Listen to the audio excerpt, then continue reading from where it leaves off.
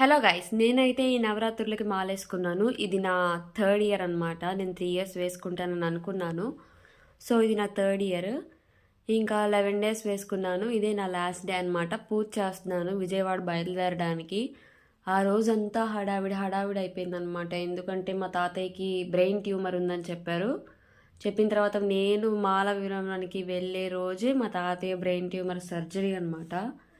అందుకని ఎవ్వరు లేకుండా, ఏ హడావిడి లేకుండా నేను మా నాన్నగారు వెళ్ళిపోయాము ఆటోలోనే. గుంటూరు టు విజయవాడ ఆటోలోనే వెళ్ళామన్నమాట.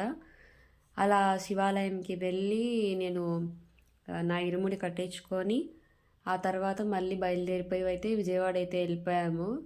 వెళ్ళిపోతే అక్కడ నుంచి ఆటోస్ అయితే ఎంట్రీ లేవు. అక్కడ బ్రిడ్జ్ మీద నుంచి లోపలికి వెళ్ళడానికి లేదు. సో బ్రిడ్జ్ దగ్గర నుంచి స్టార్ట్ అయ్యి గుడి దాకా నడుస్తూనే ఉన్నామన్నమాట. క్యూ ఏమో ఆ రోజు మేము